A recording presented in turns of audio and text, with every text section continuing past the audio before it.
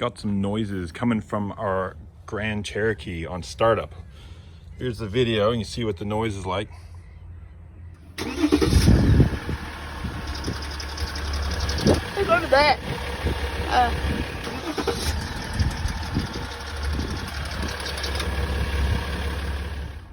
So that kind of few seconds of just clunk rattle while you start it, combined with one other thing, which is a real kind of slamming into second gear, points to the transfer case control module is gone. Now, easy replace. I actually ordered this from my local Jeep dealer. In Australia, they've dropped the price of parts considerably to make these cars a bit easier to own. So, but yeah, you can get them online. That's the part number. That's the updated part number, most recent one as of start of 2022. Now, to do this, the module lives under the seat on the left-hand side. I won't say driver passenger because it's confusing for some people, because we drive on the right over here, but your left-hand side, the module is under there with all the grass and dirt. This is the family car. Before we start though, we will disconnect the battery, and to do that, we've slid the passenger seat all the way up and all the way forward because we access that through the back. So let's disconnect the battery and get started. To get to the battery, seat's all the way forward and up, and it's in this compartment under here.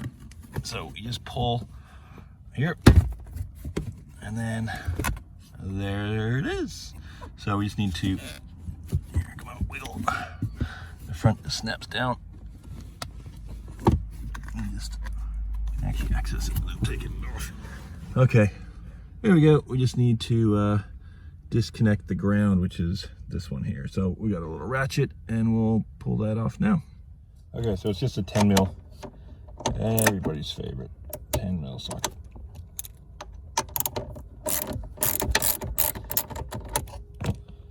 Loosen that up, disconnect, put it aside so it doesn't fall back on there. The battery's disconnected. Accessing the panel under the other seat on the left is the same. I just lifted up at the back, but the access is the front, so we're going to go through the front here. And that is what we're here for. That is the power control, the transfer case control module, or the transfer case ECU. So yeah, battery's disconnected. We've let it sit for a few minutes. We need to just undo the module, and it comes right out. It's just I held in with this clip on the front.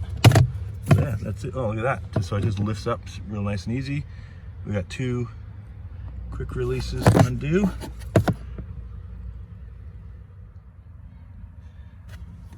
Undo these pretty easy. That looks just like a push one. Yep.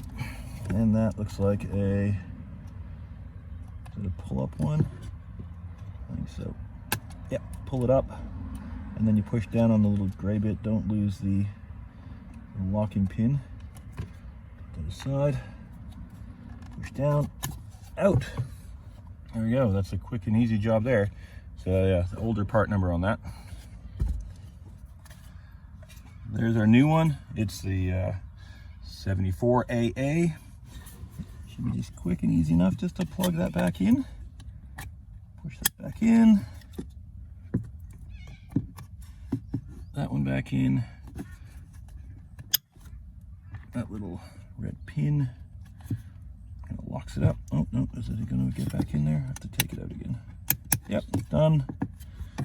Put it back in the little holder. It's just like a little, see it there, that piece there is just like a little thing it just slots into, keeps it from rattling around. And yeah, that's done. Any rubbish and garbage in there, nothing, no coins. So neat little, you could use that as a bit of a storage compartment down there. We'll put the battery back on and start it up and see if that noise is gone. Okay, start it up. And the noise is gone. We'll take it for a drive, but that second gear should be nice and smooth now. So yep, that's the transfer case module is going.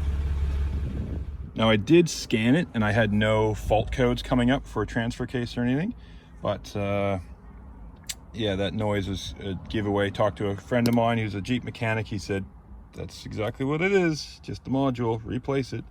Quick and easy job. So you saw that. I mean, it's only a couple minutes.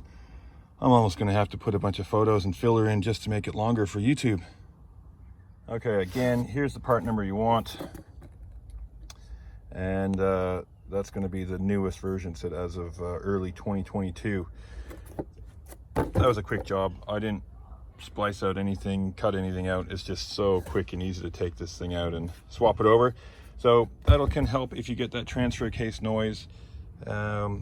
Now, very important on the Grand Cherokee, the transfer case works all the time if you have different size tires. So if you think 2 are good, only 2 need replacing, you're wrong, because it's way easier and cheaper to get all 4 done than to replace your tire transfer case. So yeah, make sure when you get this, when you replace your tires, all four the same size. And if you got a flat, make sure they're all pumped up to the same pressure. I mean, you can check it on the gauge, but on the dash, but that's what you want to do. We are done. That was quick.